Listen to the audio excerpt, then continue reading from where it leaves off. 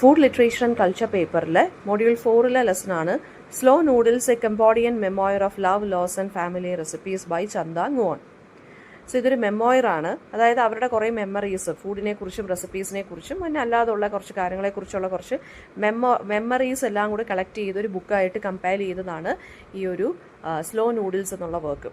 അത് പിന്നെ റൈറ്റ് ചെയ്തിരിക്കുന്നത് കിം ഗ്രീനും കൂടിയാണ്. ഈ ബുക്കിനകത്ത് ഫുഡ് റൈറ്റിങ്ങിനെ കുറിച്ചുള്ള കുറച്ച് മെമ്മറീസ് ആണ്. ചന്ദ ങ്ങുവോന്റെ ചൈൽഡ്ഹുഡ് അതായത് കംബോഡിയയിലാണ് അവരുടെ ചൈൽഡ്ഹുഡൊക്കെ അവർ സ്പെൻഡ് ചെയ്തത്. സോ ആ ചൈൽഡ്ഹുഡിൽ ആ സമയത്ത് കുറേ മെമ്മറീസും അതുപോലെ തന്നെ അവർക്ക് കുറേ അതായത് വേറെ രാജ്യങ്ങളിലൊക്കെ പോയി താമസിക്കേണ്ടി വന്നിട്ടുണ്ട്, റെഫ്യൂജി ആയിട്ട് അല്ലെങ്കിൽ അഭയാർത്ഥിയായിട്ട്. സോ ആ കാര്യങ്ങളെക്കുറിച്ചും അവർ പിന്നീട് എങ്ങനെയാണ് ലൈഫിനെ റീബിൽഡ് ചെയ്തെടുത്തതെന്നുള്ളതും ഒക്കെയാണ് ഇതിനകത്ത് പറയുന്നത്. അപ്പോൾ ഇതിനകത്ത് കുറച്ച് അവരുടെ ഫാമിലി റെസിപ്പീസിൻ്റെ കാര്യങ്ങളുണ്ട്. കുക്കിങ്ങിനെ കുറിച്ച് പറയുന്നുണ്ട്, കുക്കിംഗ് എന്താണെന്ന് പറയുന്നുണ്ട്.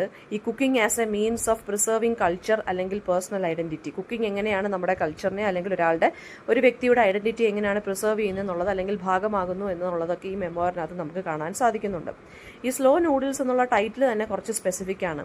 ഈ സ്ലോ നൂഡിൽസ് എന്ന് വെച്ച് കഴിഞ്ഞാൽ സ്ലോ നൂഡിൽസ് എന്ന് വെച്ചാൽ നമ്മൾ ഈ സ്ക്രാച്ചിൽ നിന്ന് ഫുഡ് ഉണ്ടാക്കുമെന്ന് പറയത്തില്ലേ, നമുക്ക് എല്ലാ ഐറ്റംസും നമ്മുടെ കൈ കാണത്തില്ല, അവൈലബിൾ ആയിട്ടുള്ള ഐറ്റംസ് വെച്ചിട്ട് നമ്മൾ കുക്ക് ചെയ്യുന്നു. അതാണ് ഈ സ്ലോ നൂഡിൽസ് എന്ന് പറയുന്ന ആ ഒരു ഡിഷാണ്. പിന്നെ ഒരു ഫിലോസഫിയും കൂടിയാണ് സ്ലോ നൂഡിൽസ് എന്ന് വെച്ച് കഴിഞ്ഞാൽ. അതായത് നമ്മൾ വളരെ ടൈം എടുത്ത് കെയർ എടുത്ത് നമ്മൾ കുറച്ച് സ്ലോ ആയിട്ട് നമ്മൾ റഷ് ചെയ്യാതെ നമ്മൾ എന്തെങ്കിലും ഒരു കാര്യം ചെയ്യുന്നതിനെയാണ് നമ്മൾ എന്തെന്ന് പറയുന്നത്, സ്ലോ നൂഡിൽസ് എന്ന് പറയുന്നത്. അപ്പോൾ ഈ ചന്ദ ങ്ങുവോൺ കംബോഡിയൻ ടൗൺ ഓഫ് ബാറ്റംബാങ്ങിലാണ് ജനിച്ചത്. ആൻഡ് അവരുടെ ഏർലി പീരീഡ് ഒരു വലിയ ലാർജ് ഫാമിലി ആയിരുന്നു. ആൻഡ് അവരുടെ മദറിൻ്റെ കിച്ചണിനെ കുറിച്ചും ആ കിച്ചണിലാണ് ഇവർ അതിൻ്റെ സ്മെല്ലിനെ കുറിച്ചും ആ കുക്കിംഗ് റിച്വൽസിനെ കുറിച്ചും ആൻഡ് ഹൗ ദാറ്റ് പിന്നെ പ്ലേസ് എന്ന് പറയുന്നത് was part of the daily life എന്നുള്ളതൊക്കെയാണ് ഇതിനകത്ത് പറയുന്നത്. ഏത് പ്ലേസ്? കിച്ചൺ, അമ്മയുടെ പേര് മേ എന്നാണ് പറഞ്ഞിരിക്കുന്നത്, MAE. അവർ കുക്ക് ചെയ്തിരുന്നു, വുഡ് വെച്ചിട്ടാണ് അവർ, ചാർക്കോൾ വെച്ചിട്ടൊക്കെയാണ് അവർ കുക്ക് ചെയ്തത്.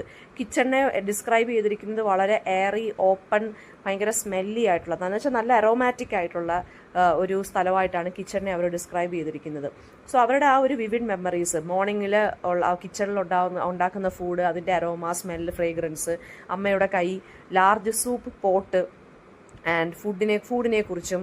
ഫുഡെന്ന് പറയുന്നത് it was to her, for Chantha എന്തായിരുന്നു, it was more than a way of sustenance. ഫുഡെന്ന് പറയുമ്പോൾ നമ്മൾ ജസ്റ്റ് ജീവിക്കാൻ വേണ്ടി, സർവൈവ് ചെയ്യാൻ വേണ്ടി മാത്രമുള്ളൊരു കാര്യമല്ല. ഫുഡെന്ന് വെച്ച് കഴിഞ്ഞാൽ ഇറ്റ് വാസ് ഹർ മദർ, അമ്മയുടെ കൈ, അവിടെയുള്ള പാത്രങ്ങൾ, ലവ്, മെമ്മറി, കണക്ഷൻ, ഇതൊക്കെയാണ് ചന്തയ്ക്ക്. ഓക്കെ. ആൻഡ് അവരുടെ അമ്മ എന്ന് പറയുന്ന വിയറ്റ്നാമിലായിരുന്നു അവരുടെ അമ്മ.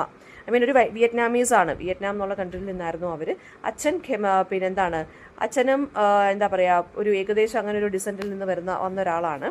സോ അവരുടെ 1970s ഒക്കെ ആയപ്പോഴത്തേക്കിൽ കംബോഡിയയിൽ പൊളിറ്റിക്കലായിട്ട് കുറച്ച് പ്രശ്നങ്ങളും കാര്യങ്ങളും ഒക്കെ വന്നു. ആൻഡ് അത് ചന്ദ ങ്ങുവോന്റെ ഫാമിലിയെ എഫക്റ്റ് ചെയ്തു. ബിക്കോസ് അമ്മ വിയറ്റ്നാമീസ് ഹെറിറ്റേജ് ആയിരുന്നല്ലോ. അതുകൊണ്ട് അറ്റ് ദി ഏജ് ഓഫ് 9 അവരും അവരുടെ ഫാമിലിയും കൂടി സൗത്ത് വിയറ്റ്നാമിലോട്ട് എന്ത് ചെയ്തു, അതായത് റെഫ്യൂജീസ് ആയിട്ട് പോയി. അപ്പോൾ ബിക്കോസ് ഈ കംബോഡിയയിൽ ആൻറ്റി വിയറ്റ്നാമീസ് അങ്ങനെയുള്ള ടെൻഷൻസ് ഒക്കെ എസ്കലേറ്റ് ചെയ്തു. മീൻ വൈൽ 1975 ഓൺവേർഡ്സ് കംബോഡിയ എന്നുള്ള സ്ഥലത്ത് കുറേ ജനസൈഡ്, മാസ് മർഡർ, മാസ് ഡെത്ത് ഒക്കെ സംഭവിക്കാൻ തുടങ്ങി. ഈ വിയറ്റ്നാമീസ് ബാക്ക്ഗ്രൗണ്ടിൽ നിന്നുള്ള ആളുകളെല്ലാം ഓടി രക്ഷപ്പെടാൻ തുടങ്ങി അവിടുന്ന്. അങ്ങനെ ചന്ദ ങ്ങുവോന്റെ എക്സ്റ്റെൻഡഡ് ഫാമിലിക്ക് ഒരുപാട് നഷ്ടങ്ങളൊക്കെ സംഭവിച്ചു. അവരുടെ വീട് വിട്ട് അവർക്ക് പോവേണ്ടി വന്നു. വീട് വിടുക എന്ന് വെച്ച് കഴിഞ്ഞാൽ കിച്ചൺ ലീവ് ചെയ്യുക, അവരുടെ മെമ്മറീസ് ലീവ് ചെയ്യുക, അവരുടെ കൾച്ചർ ലീവ് ചെയ്യുക, അവരുടെ ഐഡന്റിറ്റി ലീവ് ചെയ്യുക എന്നുള്ളതാണ്. ആഫ്റ്റർ വിയറ്റ്നാം ചന്ദ ങ്ങുവോൺ ഒരു റെഫ്യൂജി ക്യാമ്പിൽ തായ്ലൻഡിൽ അകപ്പെടുകയും അവരവിടെ കുറച്ച് വർഷം താമസിക്കുന്നു, ഒരുപാട് ജോബൊക്കെ ചെയ്യുന്നു. അതായത് ബ്രോതലൊക്കെ കുക്ക് ചെയ്യേണ്ടി വന്നൊരവസ്ഥ പറയുന്നുണ്ട്. സ്ട്രീറ്റ് ഫുഡ് കുക്ക് ചെയ്യുന്നുണ്ട്. സർവീസ് ഇൻഡസ്ട്രിയിലൊക്കെ ഇവർ ജോലി ചെയ്തു സർവൈവ് ചെയ്യാൻ വേണ്ടി. സോ അവർ റെഫ്യൂജി ക്യാമ്പിലെ എക്സ്പീരിയൻസിനെ കുറിച്ചും വളരെ വിവിഡായിട്ട് ഇവർ ഡീറ്റെയിലിംഗ് ആയിട്ട് പറയുന്നുണ്ട്. സ്കാർസിറ്റി, ഫുഡ് ഇല്ലാത്തൊരവസ്ഥ, ഷെയിം, പിന്നെ ഒരു റെഫ്യൂജി ആയിട്ട് ജീവിക്കേണ്ട ഒരവസ്ഥ, ഡിഗ്നിറ്റി ഇല്ലാതെ ജീവിക്കേണ്ട ഒരവസ്ഥ, ഇതൊക്കെയാണ് അവരവിടെ ഫേസ് ചെയ്തത്. ആൻഡ് ഇവൻച്വലി അവർ കംബോഡിയയിലോട്ട് വരുവാണ് ഒരു 20 വർഷത്തിന് ശേഷം. എല്ലാം പഴയ പോലെ റീബിൽഡ് ചെയ്തെടുക്കുന്നു. അവർക്ക് വേണ്ടി മാത്രമല്ല, വിയറ്റ്നാമീസ് കമ്മ്യൂണിറ്റിക്ക് വേണ്ടിയും അല്ലേ.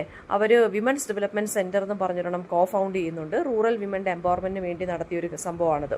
പിന്നെ കുക്കിങ്ങും റെസിപ്പീസും ഒക്കെ പാസ് ഓൺ ചെയ്യുന്നത് അവരുടെ ഒരു കൾച്ചറിൻ്റെ ഭാഗമായിട്ട് മാറി. അങ്ങനെ അമ്മ പഠിപ്പിച്ചു കൊടുത്ത റെസിപ്പീസൊക്കെ അവരെന്ത് ചെയ്യാൻ തുടങ്ങി, ആ ഒരു പ്രിപ്പയർ ചെയ്യാൻ തുടങ്ങി. അതായത് അവരുടെ ആ ഒരു ഐഡൻറ്റിറ്റി ലോസ് ആയല്ലോ, അതിനെ ഒന്ന് റീക്ലെയിം ചെയ്തെടുക്കാൻ, തിരികെ വീണ്ടെടുക്കാൻ വേണ്ടി. അതാണ് ഈ സ്ലോ നൂഡിൽ അപ്രോച്ച് എന്ന് പറയുന്നത്. വളരെ ടൈം എടുത്ത് പ്രോപ്പറായിട്ട് നമ്മൾ നമ്മുടെ കൾച്ചറിനും റൂട്ട്സിനും ഒക്കെ ഇമ്പോർട്ടൻസ് കൊടുത്ത്, മെമ്മറിക്കൊക്കെ ഇമ്പോർട്ടൻസ് കൊടുത്ത്, മെമ്മറി ഇൻ ദ സെൻസ് നമ്മുടെ ഫാമിലി ആ ഒരു ഇവൻറ്റ്സ് ഒക്കെ ഉണ്ടല്ലോ നമ്മുടെ ലൈഫിൽ സംഭവിച്ച മൊമെൻറ്റ്സും കാര്യങ്ങളും ഒക്കെ, അതിന് റഷ് ചെയ്യാതെ നമ്മൾ അതിനു വേണ്ടി പതുക്കെ പതുക്കെ സ്ലോലി നമ്മൾ നമ്മുടെ ഫ്യൂച്ചർ ബിൽഡ് ചെയ്തെടുക്കുന്നു. അതാണ് ഇവിടെ സ്ലോ നൂഡിൽ എന്ന് പറയുന്നത്. അപ്പോൾ ഫാസ്റ്റായിട്ട് അല്ലെങ്കിൽ ഈസി സൊല്യൂഷൻസിന് പകരം നമ്മൾ തേടി പോകുന്നതിന് പകരം നമ്മൾ നല്ല ടൈം എടുത്ത് നമ്മൾ നമ്മുടെ ലൈഫ്, അല്ലെങ്കിൽ ആ ഒരു കൺട്രിയുടെ ലൈഫ്, അല്ലെങ്കിൽ ആ കമ്മ്യൂണിറ്റിയിലുള്ള ആളുകളുടെ ലൈഫ് വീണ്ടെടുക്കുന്ന ഒരു രീതിയിലാണ് സ്നോ നൂഡിൽസ് എന്നുള്ള പദത്തിൻ്റെ അർത്ഥം എന്ന് പറയുന്നത്. മെമ്മറി ആൻഡ് ലോസിനെ കുറിച്ച് പറയുന്നുണ്ട്. വീട് നഷ്ടപ്പെട്ടു, ഫാമിലി നഷ്ടപ്പെട്ടു, ബിലോങ്ങിങ്സ് എല്ലാം പോയി. മെമ്മറീസ് ഫുഡിലൂടെയും സെൻസറി എക്സ്പീരിയൻസിലൂടെയും സ്മെൽ അല്ലെങ്കിൽ ടേസ്റ്റിലൂടെയാണ് ഇവർ പ്രിസർവ് ചെയ്യാൻ ശ്രമിക്കുന്നത്. ഫുഡ് ഒരു ഐഡൻറ്റിറ്റിയാണ് ആർക്കെന്ന് പറയുന്നത് ചന്ദാനുമാണ്. റെസിപ്പീസ് എന്ന് പറയുന്നത് ജസ്റ്റ് ഇൻസ്ട്രക്ഷൻസ് മാത്രമല്ല, അതിൽ അവരുടെ അച്ഛൻ അമ്മയുടെ മെമ്മറിയുണ്ട്, എക്സ്റ്റെൻഡഡ് ഫാമിലിയുടെ മെമ്മറിയുണ്ട്, കൾച്ചറിൻ്റെ മെമ്മറിയുണ്ട്. അവരുടെ അമ്മയുടെ കിച്ചണൊക്കെ വളരെ സിംബോളിക്കാണ് അവരുടെ ലൈഫിൽ. പിന്നെ റെഫ്യൂജി എക്സ്പീരിയൻസ് എന്ന് പറയുന്നത്, അല്ലെങ്കിൽ ആ ജനസൈഡ്, അവരുടെ സ്വന്തം നാട് വിട്ടു പോകേണ്ട അവസ്ഥ, എക്സൈൽ ആവുക എന്നൊക്കെയുള്ള പറയുന്നതെന്ന് വെച്ച് കഴിഞ്ഞാൽ അത് ഒരു ട്രോമ അല്ലെങ്കിൽ സർവൈവലിനെ കുറിച്ച് സംസാരിക്കുന്നു. പിന്നീട് അവർ തിരിച്ചു വന്നിട്ട് എന്ത് ചെയ്യാണ്, സ്ത്രീകൾക്ക് വേണ്ടി, കംബോഡിയയിലുള്ള സ്ത്രീകൾക്ക് വേണ്ടി അവരൊരു ഓർഗനൈസേഷൻ സ്റ്റാർട്ട് ചെയ്യുന്നു. സൊസൈറ്റി എല്ലാം ബ്രോക്കൺ ആയി കിടക്കുകയാണ്. അവരെ പതുക്കെ പതുക്കെ തിരിച്ച് റീബിൽഡ് ചെയ്ത് തിരിച്ച് നോർമൽ ലൈഫിലോട്ട് കൊണ്ടുവരുവാണ്, അവരും അവരുടെ കമ്മ്യൂണിറ്റിയും കൂടി. സോ ടൈം ആൻഡ് കെയർ എടുത്തിട്ടാണ് അവരിത് ചെയ്യുന്നത്, അല്ലാതെ റഷ് ചെയ്തിട്ടല്ല. ഓക്കെ, അത് ഇവർ ചെയ്യുന്നതെന്ന് വെച്ചാൽ കുക്കിങ്ങിലൂടെയും ഹീലിങ്ങിലൂടെയാണ് അവരുടെ ലൈഫും റീക്ലെയിം ചെയ്ത് എടുക്കുന്നത്. ഇനി ബുക്കിനെ ചാപ്റ്റേഴ്സായിട്ടാണ് സ്ട്രക്ചർ ചെയ്തിരിക്കുന്നത്. റെസിപ്പീസും ഉണ്ട്, അതിൻ്റെ ഒപ്പം തന്നെ ഇവരുടെ കുറേ മെമ്മറീസും പറഞ്ഞു പോകുന്നുണ്ട്. ഓക്കെ, ഓൾട്ടർനേറ്റ് ചാപ്റ്റേഴ്സിൽ ഒരു ചാപ്റ്ററിൽ മെമ്മോയർ ആണെന്നുണ്ടെങ്കിൽ, മെമ്മറീസ് ആണെന്നുണ്ടെങ്കിൽ അടുത്ത ചാപ്റ്ററിൽ റെസിപ്പി പറയുന്നുണ്ട്. സോ 22 റെസിപ്പീസൊക്കെ അവർ ഇതിനകത്ത് ഇൻക്ലൂഡ് ചെയ്തിട്ടുണ്ട്. വിവിഡായിട്ടുള്ള കുക്കിംഗ് അല്ലെങ്കിൽ കിച്ചൺ സീൻസ് ഉണ്ട്. ഏർലി ചൈൽഡ്ഹുഡിനെ കുറിച്ച് പറയുന്നുണ്ട്, റെഫ്യൂജി ക്യാമ്പ്സിനെ കുറിച്ച് പറയുന്നുണ്ട്, സ്ത്രീകൾക്ക് വേണ്ടി വർക്ക് സെറ്റ് ചെയ്ത കാര്യം പറയുന്നുണ്ട്, കംബോഡിയയിലോട്ട് തിരിച്ച് റിട്ടേൺ ചെയ്ത കാര്യം പറയുന്നുണ്ട്. ഇതെല്ലാം വളരെ സെൻസറി ഡീറ്റെയിലൂടെയാണ് പറഞ്ഞു പോയേക്കുന്നത്. ചാർക്കോൾ കുക്ക്ഡ് റൈസിൻ്റെ സ്മെല്ലിനെ കുറിച്ച് പറയുന്നുണ്ട്, ഒരു ബിഗ് സൂപ്പ് പോട്ടിനെ കുറിച്ച് പറയുന്നുണ്ട്. ഇതെല്ലാം കീ മൊമെൻറ്റ്സ് എന്ന് പറയുമ്പോൾ സൂപ്പ് ഉണ്ടാക്കുന്ന ആ ഒരു പോട്ട്, അത് അവർക്ക് വളരെ ഇമ്പോർട്ടൻ്റ് ആയിട്ടുള്ളൊരു കാര്യമാണ്. അത് അവരുടെ കിച്ചൺ എന്ന് പറയുന്ന അവരുടെ അമ്മയും അവരുടെ ചൈൽഡ്ഹുഡിനെയും സിംബലൈസ് ചെയ്യുന്നുണ്ട് ചന്ദാനിങ്ങുവിന്. അതുപോലെ തന്നെ കംബോഡിയയിൽ നിന്ന് രക്ഷപ്പെട്ട് 9ാമത്തെ വയസ്സിൽ അവരുടെ ഫാമിലിയുടെ കൂടെ അവർ ഇറങ്ങി പോകുന്നുണ്ട് രാജ്യത്ത് നിന്ന്, അല്ലെ, സ്വന്തം രാജ്യത്ത് നിന്ന്, because of anti Vietnamese sentiment and threat of war. അപ്പോൾ അതിനെക്കുറിച്ച് പറയുന്നുണ്ട്. പിന്നെ എന്താ പറയുക, തായ്ലൻഡിലുള്ള റെഫ്യൂജി ക്യാമ്പ്സ് എന്നും, പിന്നെ അവരുടെ ആ സമയത്തുള്ള ലൈഫിലെ മീനിങ്ലെസ്നെസ്, ആ ഒരു ഐഡൻറ്റിറ്റി ക്രൈസിസ്, അല്ലെ, വേറെ സ്ഥലത്ത് വന്ന് താമസിക്കുമല്ലേ, വേറൊരു കൾച്ചറിൽ വന്ന് താമസിക്കുകയാണ്, ആ ഒരു പ്രശ്നം. പിന്നെന്താ പറയുക, തിരിച്ച് വന്നിട്ട് സ്ത്രീകൾക്ക് വേണ്ടി ഒരു സെൻറ്റർ ഉണ്ടാക്കുക, ആ പാസ്റ്റ് ട്രോമയിൽ നിന്ന് ഇവരെ രക്ഷപ്പെടുത്തുക, അവർ സ്വന്തമായിട്ട് രക്ഷപ്പെടുക, അതിനെ ഒരു സർവീസാക്കി മാറ്റുക. കുക്കിങ്ങും റെസിപ്പീസും, ഇവരുടെ ഫാമിലിയിലെ അമ്മ പഠിപ്പിച്ചു കൊടുത്ത കുക്കിങ്ങും റെസിപ്പീസും എല്ലാം തിരികെ വീണ്ടെടുക്കുക. കുക്കിംഗ് എന്ന് വെച്ച് കഴിഞ്ഞാൽ ഇവർക്ക് പിന്നീടൊരു സൈക്കോളജിക്കൽ സർവൈവൽ മെത്തേഡായിട്ട് മാറി. ഓക്കെ, അപ്പോൾ ഈ കംബോഡിയൻ റെഫ്യൂജീസിൻ്റെ മെമ്മോയർസ് എന്ന് വെച്ച് കഴിഞ്ഞാൽ ഇംഗ്ലീഷിൽ റെയറാണ്. അപ്പോൾ ഇതിനകത്ത് ശരിക്കും പറഞ്ഞാൽ സൗത്ത് ഈസ്റ്റ് ഏഷ്യയിലെ ഒരു ലിറ്ററേച്ചറാണ് നമുക്ക് ഇതിനകത്ത് കാണാൻ സാധിക്കുന്നത്. അവർ കംബോഡിയക്കാർ എന്തൊക്കെ കാര്യങ്ങൾ ഫേസ് ചെയ്തു എന്നുള്ളതും ഒക്കെയാണ് നമ്മൾ നോക്കുന്നത്. ഇപ്പോൾ പൊളിറ്റിക്കൽ ഹിസ്റ്ററി ഉണ്ട്, ഹിസ്റ്റോറിക്കലായിട്ടുള്ള കാര്യങ്ങളുണ്ട്, ഫുഡുണ്ട്, ഫാമിലി ഉണ്ട്, കിച്ചണിൻ്റെ കാര്യങ്ങളും ഉണ്ട്. അപ്പോൾ ഇവിടെ ഫുഡ് മെമ്മറി എന്ന് വെച്ച് കഴിഞ്ഞാൽ ഇവരെ ഒരു ഹീലിംഗ് ആയിട്ടാണ് ഇവർക്ക് തോന്നുന്നത്. അവരുടെ ലോസ്റ്റ് പാസ്റ്റ്, നഷ്ടപ്പെട്ടു പോയ പാസ്റ്റുമായിട്ട് ഇവർക്ക് കണക്ട് ചെയ്യാൻ പറ്റുന്ന ഏക ഒരു മാർഗ്ഗമാണ് ഫുഡ് മെമ്മറി എന്ന് പറയുന്നത്. അതുകൊണ്ടാണ് അവർ കുക്കിങ്ങിലോട്ട് തിരിഞ്ഞത്. ഓക്കെ, പിന്നെ ഒരു കംഫർട്ടബിൾ ആയിട്ടുള്ളൊരു സ്പേസിൽ നിന്ന്, അല്ലെങ്കിൽ അമ്മയുടെ കിച്ചൺ, ആ ഒരു ചൈൽഡ്ഹുഡ് വിത്ത് എക്സ്റ്റെൻഡഡ് ഫാമിലിയിൽ നിന്ന് വോർ കാരണം, അല്ലെങ്കിൽ അമ്മയുടെ വിയറ്റ്നാമീസ് ഹെറിറ്റേജ് കാരണം എന്ത് ചെയ്യുവാണ്, അവർ തിരിച്ച് എക്സൈലിലോട്ട് പോവുകയാണ്. വിയറ്റ്നാമിലോട്ട് പോകുന്നു, തായ്ലൻഡിലെ റെഫ്യൂജി ക്യാമ്പ്സിലോട്ട് പോകുന്നു, പിന്നീട് സർവൈവൽ ജോബിലോട്ട് ഇവർ പോവുകയാണ്. സോ ഓരോ സ്റ്റേജിലും അവർക്ക് ഫുഡ് ആൻഡ് കുക്കിങ്ങിൻ്റെ കാര്യം ഇങ്ങനെ ഓർത്തെടുക്കുകയാണ് അവർ. അതിൻ്റെ സ്മെല്ല്, അമ്മയുടെ ഓരോ ഫുഡിൻ്റെ സ്മെല്ല് അല്ലെങ്കിൽ ടേസ്റ്റ്, ഇതൊക്കെ ഇവൻച്വലിയാണ് അവർ കംബോഡിയയിലോട്ട് വരുന്നത്. അങ്ങനെ ഒരു NGO സ്ത്രീകൾക്ക് വേണ്ടി സ്റ്റാർട്ട് ചെയ്യുന്നു അവർ.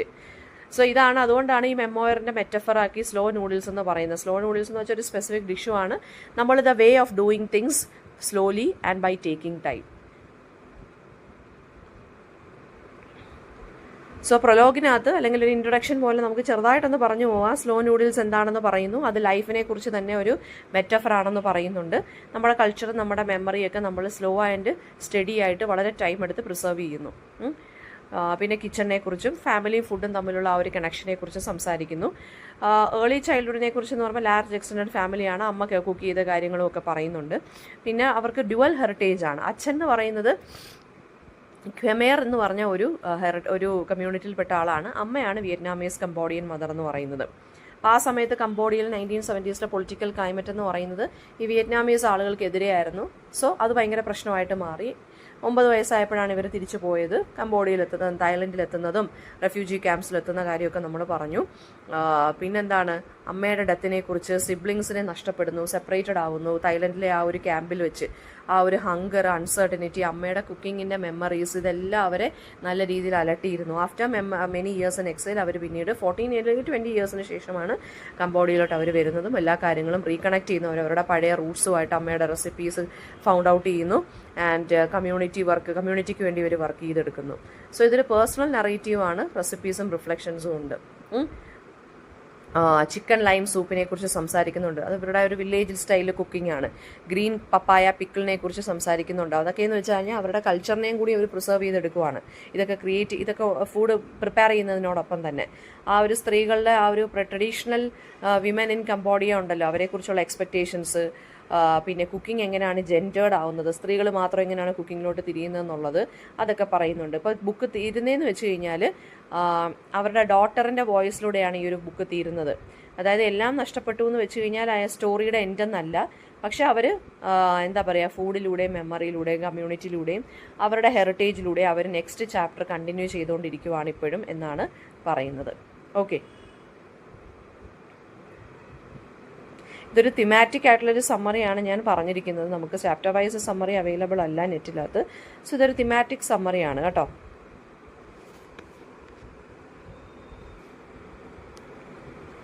പിന്നീട് ഇതിനകത്ത് ഞാൻ പറഞ്ഞല്ലോ ഒരു 20+ റെസിപ്പീസിൻ്റെ കാര്യം അവരിവിടെ സംസാരിക്കുന്നുണ്ട്. ആ റെസിപ്പീസ് ഏതൊക്കെയാണെന്ന് ജസ്റ്റ് നിങ്ങളൊന്ന് അറിഞ്ഞിരിക്കുന്നത് നല്ലതായിരിക്കും. ഇവരുടെ ഫാമിലി റെസിപ്പീസാണ്. First one sour chicken lime സൂപ്പാണ്. അതിനെ ചിക്കൻ ലൈം സൂപ്പ് എന്ന് ഇവർ വിളിക്കുന്നുണ്ട്. പിന്നെ ഗ്രീൻ പപ്പായ പിക്കിൾസ് ഉണ്ട്. പിന്നെന്താണ്, ഇവരുടെ അച്ഛൻ്റെ ആ ഒരു കമ്മ്യൂണിറ്റിയിലുള്ള ഖ്മേർ എന്താ പറയുക സ്റ്റൈൽ കറീസ് ഉണ്ട്, സ്റ്റിർ ഫ്രൈസ് ഉണ്ട്. പിന്നെ എന്താണ്, തിക്ക് റൈസ് ന്യൂഡിൽസ് ഉണ്ട്, സ്പ്രിംഗ് റോൾസ് ഫ്രൈ ചെയ്തതുണ്ട് ചാർക്കോൾ ഗ്രില്ലിൽ. പിന്നെ കോക്കനട്ട് അല്ലെങ്കിൽ റൈസ് പാൻ കേക്ക്സ് ഉണ്ട്. സ്ട്രീറ്റ് ഫുഡ് സ്റ്റൈൽ ഡിഷസ് ഉണ്ട്. അവർ മറ്റേ തായ്ലൻഡിലൊക്കെ പോയപ്പോൾ സർവൈവ് ചെയ്യാൻ സ്ട്രീറ്റ് ഫുഡൊക്കെ പഠിച്ചായിരുന്നു ഉണ്ടാക്കുന്നത് എങ്ങനെയാണെന്ന്. സോ അങ്ങനത്തുള്ള 20+ പിന്നെ എന്താ പറയുക ഡിഷസിനെ കുറിച്ചാണ് ഇവർ സംസാരിക്കുന്നത് കേട്ടോ. പിന്നെ ഇവരുടെ വെബ്സൈറ്റിലും ഇവരുടെ ആ ഒരു ഫുഡിനെ കുറിച്ചും എല്ലാം നമുക്ക് പിന്നെന്താ പറയുക കാണാൻ സാധിക്കും എന്നാണ് പറയുന്നത്.